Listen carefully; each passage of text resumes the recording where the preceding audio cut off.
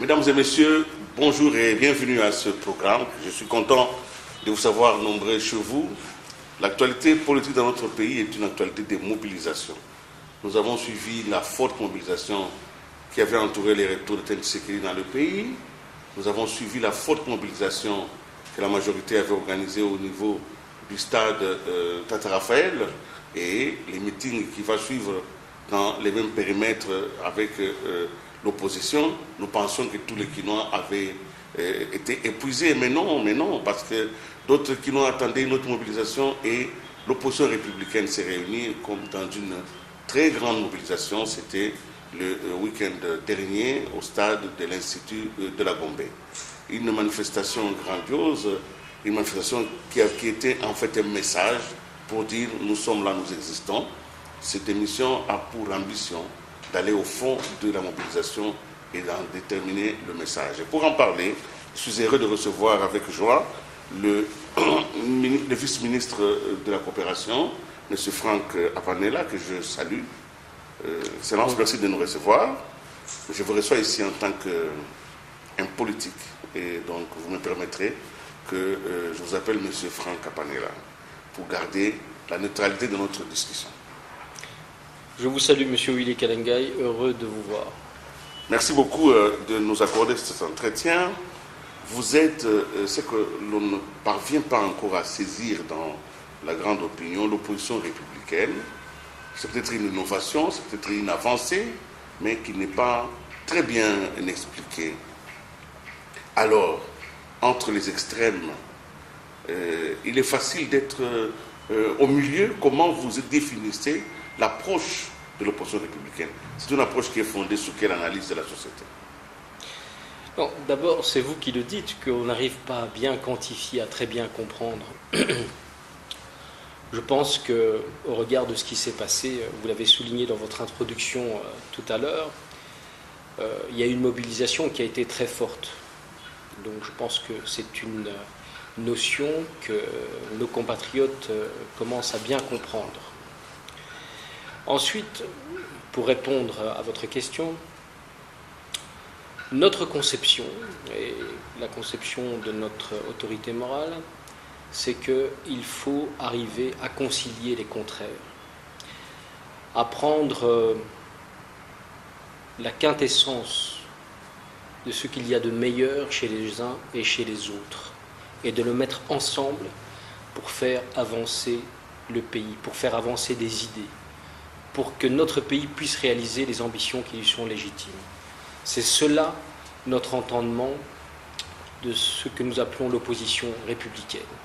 Et pour ce faire, nous avons avancé l'idée de la démocratie consensuelle, qui est une démocratie qui doit être vécue par tous, une démocratie de consensus où chacun est consulté, où chacun peut exprimer librement ses différences, ses divergences, mais à la fin pour arriver à quelque chose qui nous mette ensemble et qui soit le meilleur pour nous tous. Voilà notre idée de ce que doit être l'opposition républicaine. À la limite, on pourrait dire que vous n'acceptez pas la notion de séparation opposition-majorité. L'alternance, vous ne le voyez pas, parce que si nous avons une démocratie consensuelle, c'est qu'en réalité, tout le monde est responsable au même moment. Non. Nous disons ceci, que dans l'exercice du pouvoir, qui n'est qu'un, il faut arriver à un moment donné à trouver un consensus. Nous voulons bâtir, nous, une nouvelle démocratie, une démocratie qui soit faite à l'image de notre culture, de nos traditions, de nos us et coutumes.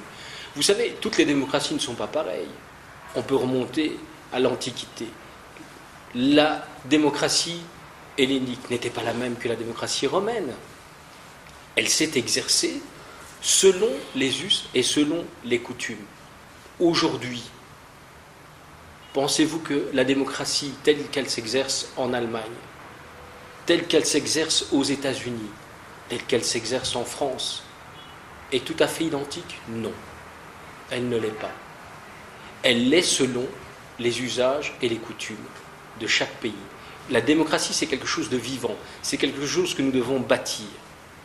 Et pour nous, dans cette jeune démocratie, nous devons la bâtir, je le répète, au regard de ce que sont nos coutumes, de ce que sont nos traditions.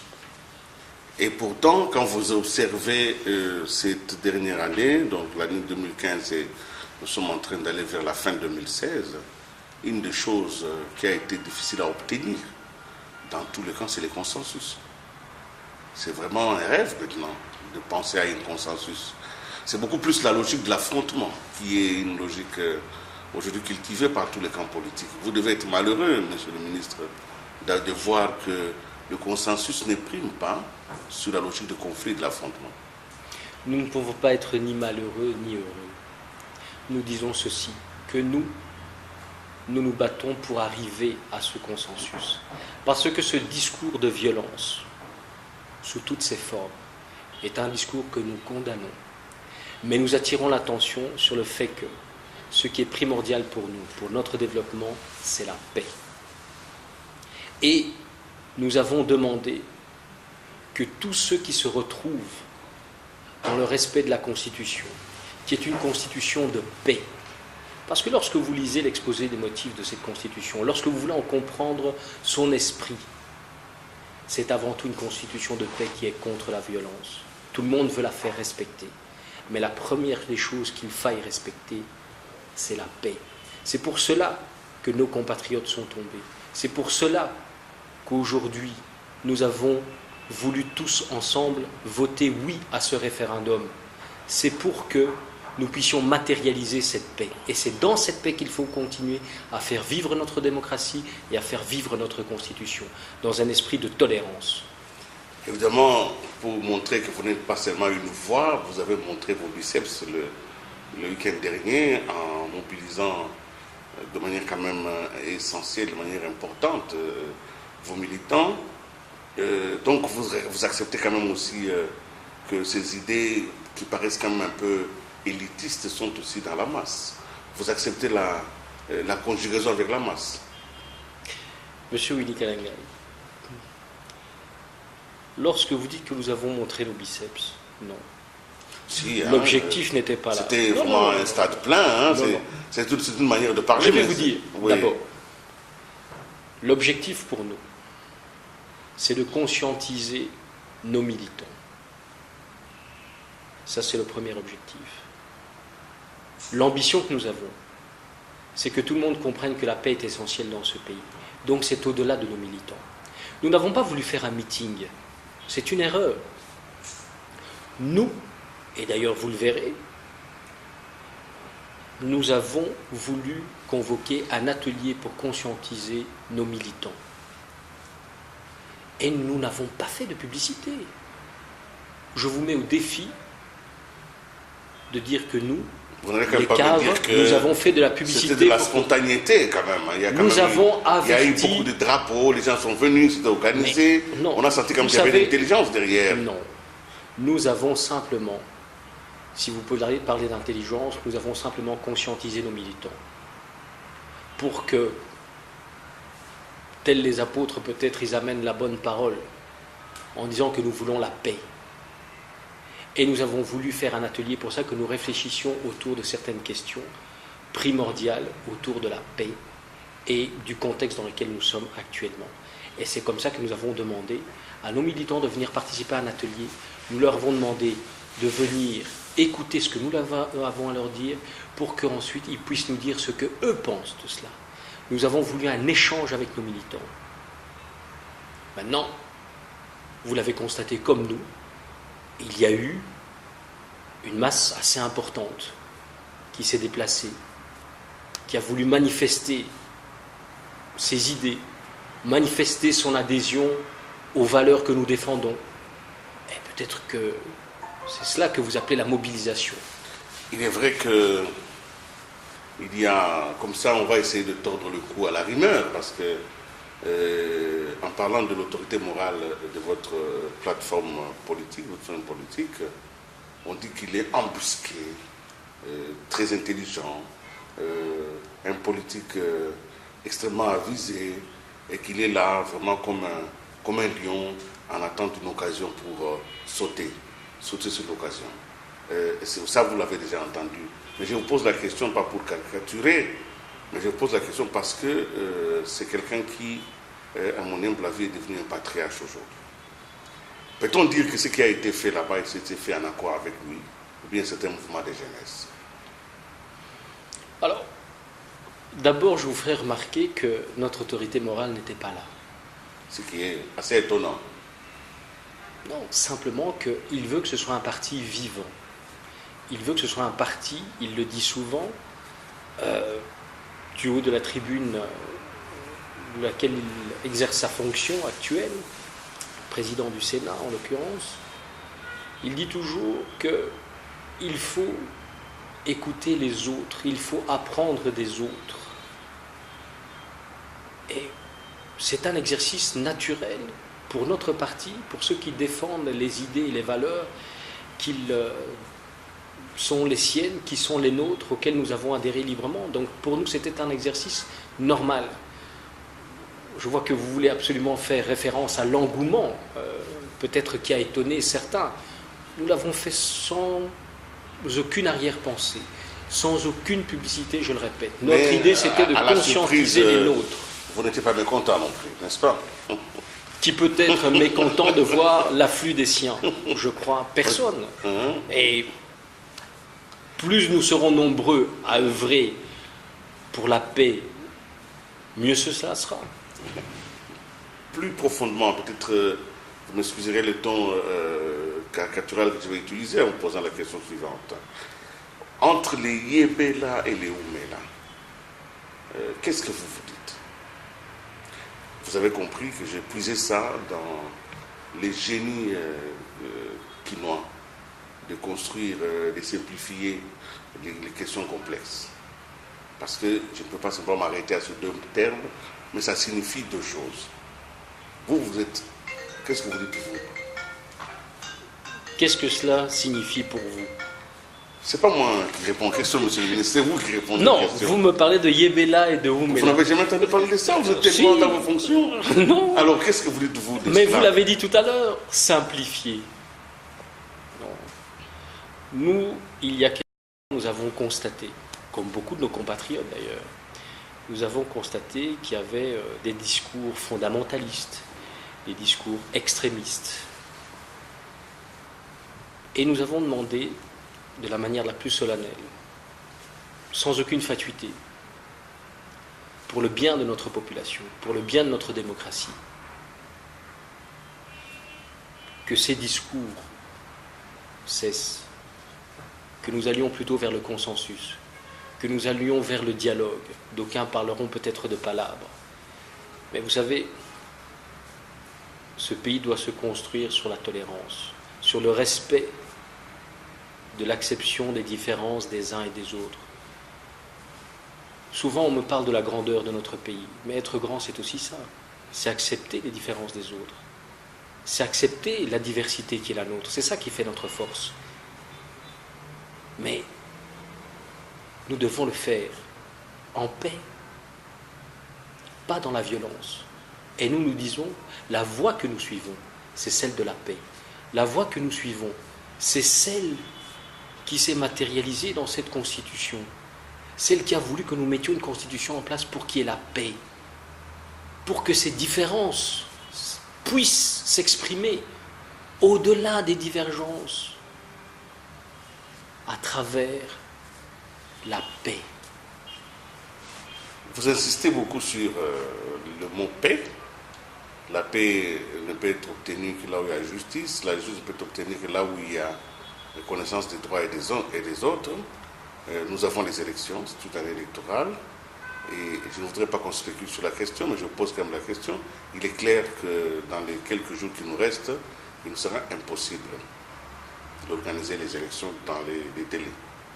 Vous parlez de constitution, mais je pense que c'est une vue de l'esprit, parce que la réalité fait, et elle est là. On ne pourrait pas aller dans des élections libres, transparentes et démocratiques dans les temps qui nous restent et penser ainsi respecter les délais constitutionnels. Sans que je ne vous expose à me dévoiler vos pensées secrètes. Mais je voudrais quand même que vous me dites comment vous conciliez ça.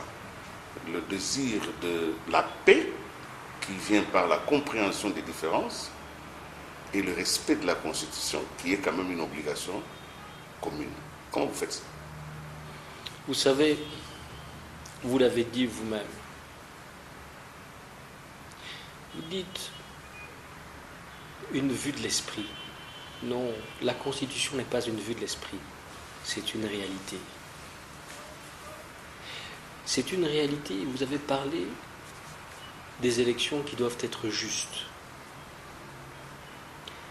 Mais tout cela, nous le répétons, il faut des élections justes. Mais pour ce faire, cela doit se faire dans la paix, de manière pacifiée. Il faut que nous ayons à l'esprit que seule la paix, que seul le consensus peut faire vivre nos institutions, peut faire vivre cette Constitution. Et nous disons, depuis toujours, nous disons oui, il faut des élections dans ce pays, mais il faut des élections qui soient apaisées, il faut des élections qui soient crédibles, et il faut des élections qui soient le reflet vrai de la justice des élections. Mais pour ce faire, il faut la paix, c'est une condition sine qua non. C'est-à-dire, on va quand même dépasser les délais constitutionnels. Ça, vous l'acceptez? Moi, je dis ceci. Il y a eu une proposition qui a été faite, de nous retrouver autour d'un dialogue. Je vous l'ai dit tout à l'heure, pour nous, dans notre parti, nous avons toujours prôné la démocratie consensuelle, de manière réductrice ou caricaturale. Donc, dans le cas où nous arrivons au dialogue et qu'il s'avère dans le consensus se retrouver cette fois-ci, que nous devons quand même nous donner un peu plus de temps pour construire les équilibres, votre parti n'est pas contre. Il n'est pas dogmatique pour s'arc-bouter sur Vous savez, sur les au-delà de la démocratie consensuelle que nous défendons, nous aimons aussi la rationalité. Et la rationalité, chez nous, c'est de dire 1 + 1 = 2. Résolvons d'abord le problème, parce que dans ces discours de violence dans lesquels on veut nous amener, d'autres rejettent, pour des bonnes, peut-être des mauvaises raisons, que nous puissions dialoguer. Je crois que l'important, c'est d'abord de résorber cela. C'est d'arriver ensemble à nous mettre autour d'une table, ou peut-être, en tous les cas, à nous retrouver pour discuter de ces choses-là. C'est cela l'essentiel. Tout le reste n'est que conséquence. Une question peut-être, parce que vous êtes bien placé dans l'architecture gouvernementale pour comprendre ces choses. Je voudrais parler, sans entrer dans les détails, de ce qui est arrivé à Beni, des massacres de nos compatriotes, mais je voudrais ici évoquer l'instrumentalisation de cette douleur. Je sens que les partis en présence instrumentalisent. Les uns pour se donner des raisons de ne pas avoir agi, les autres pour en faire une arme de chantage sur ceux qui n'ont peut-être, pour eux, n'ont pas agi. Et nous sommes là bel et bien dans cette dynamique de conflit où on fait feu de tout bois. Qu'est-ce que vous en dites? Moi, je dis l'important, c'est que quelque part, ils ont tout de même pris conscience. Hélas, il a fallu peut-être autant de morts. Mais ils ont pris conscience qu'il faut que nous allions vers la paix pour éviter ce genre de choses. Ça n'a que trop duré dans notre pays. Et j'aimerais, au-delà de l'instrumentalisation qui pourrait être faite par les partis, moi j'aimerais qu'ils aient à l'esprit que la paix, c'est essentiel. Si vraiment leur conscience a été touchée, c'est ça qui est important. Sur le plan des consultations, sur le plan et je voudrais peut-être la dernière question vous la poser, sur le plan des contacts, nous avons vu le président Kengo, peut-être qu'il le fait sans caméra, c'est possible, mais on ne le sent pas très actif dans la recherche de cette paix-là, dans la conciliation à son niveau des points de vue différents. Il aurait pu aussi offrir ses bons offices, parce qu'il est quand même un homme de sagesse, un homme d'expérience, mais il laisse les extrêmes s'éloigner. Peut-être qu'il veut en profiter. Ah non, je suis désolé. À mon souvenir, il y a de cela, je pense, un mois ou peut-être un peu plus, vous étiez là lorsque l'opposition républicaine a fait sa déclaration condamnant ces discours de violence, réclamant la paix, demandant que l'on trouve un consensus autour des questions essentielles. Je suis désolé, notre parti s'est toujours impliqué dans la paix. Je pourrais vous citer d'autres déclarations. Je ne prends que la dernière en date. Oui, mais je vais d'ailleurs, maintenant que... Je parle de son carnet d'adresse quand même. Maintenant que vous en parlez, je me souviens même, me semble-t-il, que je vous ai accordé un petit mot au sortir de cette déclaration. Donc, il s'active. Mais comme à l'accoutumée. Alors, M. Franck Panella, M. le ministre... En tous les cas, à travers nous, vous le voyez bien. Bien sûr, je le comprends. Mais parlons de vous rapidement, peut-être. Est-ce que l'exercice du pouvoir vous a changé un peu? Est-ce que vous êtes le même ou bien de plus en plus vous vous fermez? Déjà que vous étiez un homme difficile d'accès, maintenant que vous avez l'exercice du pouvoir, des choses se sont empirées ou vous êtes un peu plus ouvert à la société?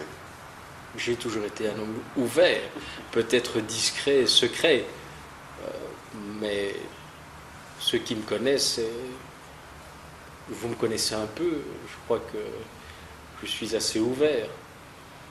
Je pose la question. C'est à vous de me le dire. Je pose la question. Ce n'est pas toujours aisé de parler de soi, vous le savez mieux que personne. Je vous pose la question parce que c'est à vous de me le dire. L'exercice du pouvoir impose une certaine exemplarité. Si je voudrais parler aux jeunes, parce que nous terminons cette émission, évidemment, c'était un court instant que vous m'avez accordé dans vos multiples charges, mais j'en profite pour dire, si je devrais vous offrir un modèle aux jeunes, vous leur donner quelques conseils, ceux qui sont aujourd'hui en train de vouloir faire de la politique et d'arriver à des fonctions d'État. Si vous devez leur dire quelque chose, qu'est-ce que vous pouvez leur dire? Si c'est pour ceux qui veulent absolument se lancer en politique, je dirais la première chose, c'est la loyauté. La loyauté envers ses convictions, la loyauté envers ou pour ceux avec qui l'on s'engage. Je pense que c'est la qualité essentielle d'un homme politique. Et ensuite, la persévérance. Pour ne pas dire la pugnacité. Mais cela, c'est encore une autre notion.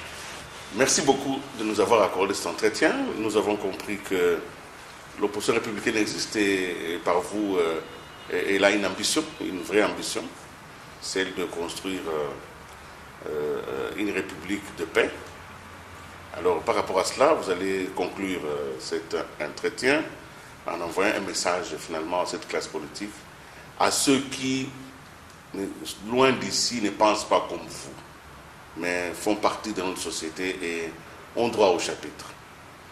Je dirais simplement que pour notre pays, le maître mot, c'est la paix. Et je dis la tolérance. Et essayer de bâtir une démocratie qui soit une démocratie à l'image, à l'ambition de notre pays. Je vous remercie. Merci beaucoup de nous avoir accordé cet entretien. Merci aussi, amis, de l'avoir suivi. Je vous disais que je recevais le vice-ministre de la coopération internationale, M. Franck Panella, qui nous a accordé, en sa qualité d'animateur, parmi les animateurs principaux de l'opposition républicaine, pour que nous comprenions les tenants et les aboutissants de ce qui a été fait le week-end dernier, une forte mobilisation. Nous pensons que les Quinois, ils avaient tous été déjà épuisés, mais il y a encore des stocks, des gens qui ont des idées. Et c'est pour ça que nous pensons qu'il faut être humble quand on veut s'affirmer en politique. Au revoir et à la prochaine.